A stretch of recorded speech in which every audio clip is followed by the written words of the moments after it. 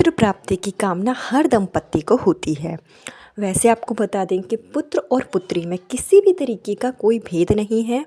आपको जो संतान हो ईश्वर का आशीर्वाद समझकर आप उसको स्वीकार करें। लेकिन फिर भी अगर आपके घर में पहले से कन्या रूपी रत्न पैदा हो चुकी हैं और आप चाहते हैं कि आपको एक पुत्र की प्राप्ति हो जिससे कि आपका परिवार पूरा हो जाए, बहनों को उनका भाई मिले, और पुत्र की प्राप्ति से अगर आप बहुत से ऐसे दंपत्ति होते हैं कि जो पुत्र प्राप्ति की कामना रखते हैं, तो आपको कुछ नियम हैं जो ज़रूर अपनाने चाहिए।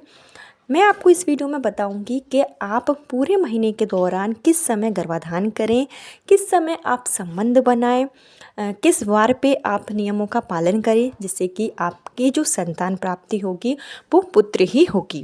क्योंकि हमारे शास्त्रों में ऐसे कई उपाय बताए जाते हैं, कई ऐसे नियम बताए जाते हैं जिनका अगर आप पूर्ण पालन करते हैं, समय का विशेष ध्यान रखते हैं, तो निश्चित रूप से आपकी आने वाली संतान पुत्र ही होती है। अगर आपकी पुत्र प्राप्ति की ही कामना है तो आप गरुड़ पुराण में बताए गए ये नियमों का पालन जरूर करें। गरुड़ पुराण में बताए गए इस समय के अनुसार अगर आप संबंध बनाते हैं तो निश्चित रूप से आपके पुत्र प्राप्ति के प्रबल योग बनते हैं और आपके वंश की वृद्धि होती है। गरुड़ पुराण के अनुसार बताया गया है कि अगर आप मासिक धर्म के पश्चात, जैसे किसी भी महिला का जब पीरियड्स आए तो उसके चौथे दिन के बाद से जो सम तिथियाँ आती हैं उस दिन अगर आप गर्भाधान करते हैं तो निश्चित रूप से होने वाली जो संतान है वो पुत्र ही होती है। चौथे दिन के बाद से छठा, 8वां, 10वां, 12वां, 16वां, 18वां ये जो दिन होते हैं पीरियड्स के बाद में, इस दिन आपको संबंध जरूर बनाना चाहिए। इससे आपके पुत्र प्राप्ति की कामना पूरी होती है। अगर आप मासिक धर्म के चौथे दिन के बाद से विषम दिन में जो ऑड नंबर होते हैं उन दिनों में अगर आप संबंध बनाते हैं, जैसे कि पाँचवा, 7वां, 9वां, 11वां, 13वां, इस दिन अगर आप संबंध बनाते हैं तो होने वाली जो संतान है वो पुत्री होती है। साथ ही साथ ये तो हमें ध्यान जरूर रखना है कि पीरियड्स के अगर हम पुत्र प्राप्ति की कामना से मतलब चाहते हैं, पुत्र प्राप्ति चाहते हैं, तो हमें जो पीरियड्स है महिला का उसके बाद से चौथा दिन तक आपको नहीं करना है। चौथे दिन के बाद से ही आपको संबंध बनाना है, क्योंकि अगर आप चौथे दिन या 5वें दिन संबंध बनाते हैं तो इससे आपकी जो कामना है वो तो पूरी होगी ही, संतान प्राप्ति होगी, लेकिन होने वाली जो संतान है वो दीर्घायु होती है और वो उसमें कुछ कमियां होती हैं। तो इस बात का ज़रूर आप ध्यान रखें कि जब भी आप संबंध बनाएं तो मासिक धर्म के 5वें दिन के बाद से ही बनाएं, क्योंकि उसके बाद से होने वाली जो संतान होगी वो दीर्घायु होगी और बुद्धिमान होगी, साथ ही साथ वो चतुर, चालाक, देखने में भी सुंदर होगी। इस तरीके से आप इस बात का ध्यान में रखें, उसके बाद से ही आप संबंध बनाएं। और पीरियड्स के 18वें दिन से पहले पहले आपको जो संबंध है वो बनाना है। 18वें दिन के बाद से संतान प्राप्ति के जो योग है वो कम हो जाते हैं, तो इस बात का भी ज़रूर ध्यान रखें कि पीरियड्स के 5वें दिन से लेकर 18वें दिन के बीच में ही आपको संबंध बनाना है। समय में इवन डेज में आप संबंध बनाएंगे तो आपको निश्चित ही पुत्र की प्राप्ति होगी। इसके साथ ही आपको जो पक्ष होते हैं, कृष्ण पक्ष और शुक्ल पक्ष, इसका विशेष ध्यान रखना चाहिए। गरुड़ पुराण के अनुसार अगर आप पुत्र प्राप्ति के लिए उपाय कर रहे हैं, पुत्र प्राप्ति चाहते हैं, तो इसको आपको शुक्ल पक्ष में ही संबंध बनाना चाहिए। और अगर आप कृष्ण पक्ष में संबंध बनाते हैं तो आपको जो होने वाली संतान है वो पुत्र ही होती है। शुक्ल पक्ष और कृष्ण पक्ष ये दो पक्ष होते हैं जो 15-15 दिनों के होते हैं। इसका आपको विशेष ध्यान रखना है। शुक्ल पक्ष चूँकि चंद्रमा की रात्रि मानी जाती है, इस दिन में अगर आप संबंध बनाते हैं तो आपको निश्चित रूप से पुत्र की प्राप्ति होती है। और अगर आप कृष्ण पक्ष में संबंध बनाते हैं तो होने वाली जो संतान है वो पुत्री ही होती है। इसके अलावा भी कुछ नियम होते हैं जिनको आपको ज़रूर ध्यान रखना चाहिए।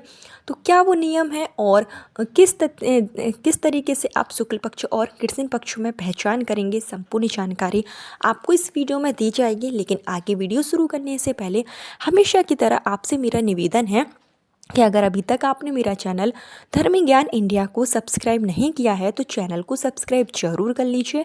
वीडियो पसंद आए तो लाइक कीजिए और कमेंट बॉक्स में हर हर महादेव या ओम नमः शिवाय जरूर लिखें। देखिए, जो शुक्ल पक्ष होता है, आपके पास हिंदू कैलेंडर होगा तो उसमें भी शुक्ल पक्ष और कृष्ण पक्ष बताया जाता है। नहीं है तो आप ऑनलाइन भी देख सकते हैं। जो पूर्णिमा तिथि होती है, पूर्णिमा तिथि के बाद का जो समय होता है वो समय होता है कृष्ण पक्ष, यानी किसी भी माह का प्रतिपदा तिथि से अमावस्या तिथि तक का जो समय होगा वो कृष्ण पक्ष होता है। और अमावस्या तिथि से पूर्णिमा तक के जो बीच का समय होगा वो शुक्ल पक्ष होगा। प्रतिपदा तिथि जो लग जाती है तो उस दिन कृष्ण पक्ष शुरू हो जाता है।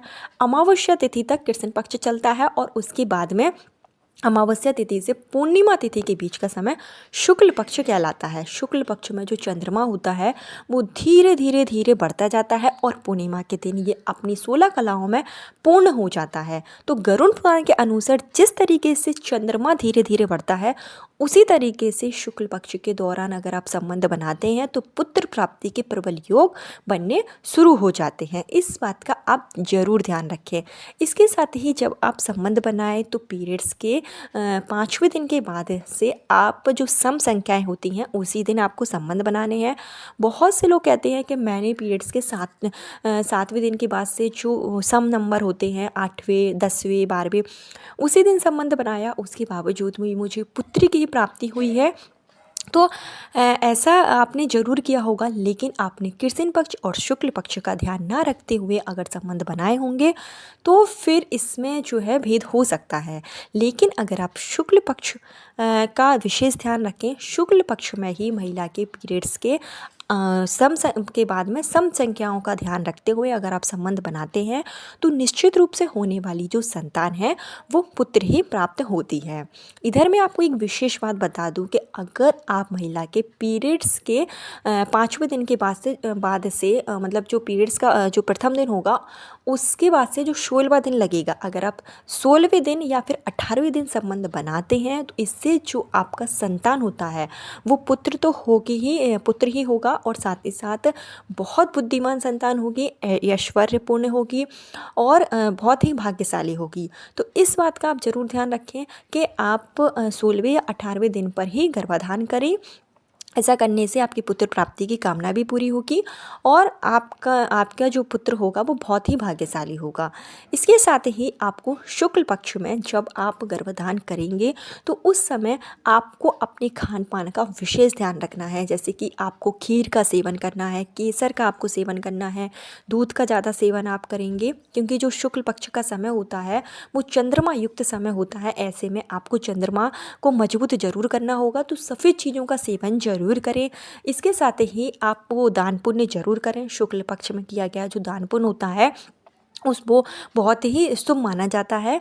तो पुत्र प्राप्ति के लिए, वंश वृद्धि के लिए अगर आप चाहते हैं तो शुक्ल पक्ष में आप गर्भाधान तो करें ही करें, साथ ही साथ आप दान पुण्य जरूर करें और आपको खान पान पे ज़रूर ध्यान रखना है। इसके बाद अगर आप गर्भधारण करते हैं तो निश्चित रूप से आपको संतान की प्राप्ति होगी जो कि पुत्र ही होगी। इस बात का आप ज़रूर ध्यान रखें। हमारे गरुड़ पुराण में स्पष्ट रूप से बताया गया है। गरुड़ पुराण जो कि 18 महापुराणों में से सर्वश्रेष्ठ पुराण है। अगर आप गरुड़ पुराण के अनुसार शुक्ल पक्ष में और महिला के मासिक धर्म के बाद से सम संख्याओं में अगर आप गर्भाधान करते हैं, संबंध बनाते हैं तो निश्चित रूप से होने वाली जो संतान है वो पुत्र ही होती है। इसके साथ ही जब आप संबंध बनाएं और आप चाहते हैं कि आपका होने वाला जो पुत्र है वो सर्वगुण संपन्न हो, उसमें ज़्यादा से ज़्यादा जो है चतुर हो, बुद्धिमान हो, इस तरीके से हो, तो जब आप संबंध बनाएं तो अपने मन में आप बुरे विचार बिल्कुल भी ना लाएं। प्रसन्न होकर और पॉजिटिव थिंकिंग के साथ में आपको संबंध बनाने हैं। उसका असर आपके गर्भ पर भी जाता है। तो जिस तरीके से आप सोचेंगे उसी तरीके से आपका होने वाला जो संतान है वो सोचेगा। तो इस बात का आप ज़रूर ध्यान रखें। जब हम दिन और वार दोनों का ध्यान रखते हैं और गर्भाधान करते हैं तो निश्चित रूप से आपको मनचाही संतान की प्राप्ति होती है। अगर आप पुत्री चाहते हैं तो फिर आप कृष्ण पक्षों में और पीरियड्स के और दिनों में संबंध बनाएं। तो ये कुछ सरल से उपाय थे जिसको अगर आप कर लेते हैं, समय का विशेष ध्यान रखते हैं और इस दौरान आप ईश्वर की पूजा पाठ ज़रूर करते हैं, जो और भी नियम होते हैं, जो उपाय होते हैं, उनको अगर आप साथ में करते हैं तो निश्चित रूप से आपके पुत्र प्राप्ति के प्रबल योग बनने शुरू हो जाते हैं। इसके साथ ही नक्षत्र का भी अगर आप ध्यान रखेंगे तो आपकी मनोकामना अति शीघ्र पूरी होगी। जैसे कि जो मृगशिरा नक्षत्र होता है या पूर्व फाल्गुनी नक्षत्र होता है, इस दिन में अगर आप जो है संबंध बनाते हैं तो आपको पुत्र प्राप्ति जरूर होती है, साथ ही साथ भाग्यशाली पुत्र की प्राप्ति होती है। जैसे कि अभी माघ का महीना चल रहा है, मार्गशीर्ष नक्षत्र में, मार्गशीर्ष का जो महीना चल रहा है, इसकी जो पूर्णिमा होगी वो मृगशिरा नक्षत्र में होगी। तो उस पूर्णिमा के दिन भी, यानी कि 15 दिसंबर का ये दिन होगा, तो उस दिन भी अगर आप संबंध बना पाएँ तो ज़रूर बनाएं, क्योंकि मृगशिरा नक्षत्र में बनाए गए संबंध से होने वाली जो संतान होती है वो बुद्धिमान होती है, बहुत ही ऐश्वर्यपूर्ण होती है। पूर्व फाल्गुनी नक्षत्र का आप कैलेंडर में देख लें कब है, तो पूर्व फाल्गुनी नक्षत्र के अनुसार आप संबंध बनाएं, उससे भी आपकी जो संतान है वो बहुत ही गुणी संतान होती है और साथ ही साथ पुत्र ही संतान होती है। इस बात का विशेष ध्यान रखें। तो यह छोटी सी जानकारी थी जो आप लोगों तक पहुंचाई गई है और यह जानकारी हमारे शास्त्रों से ली गई है।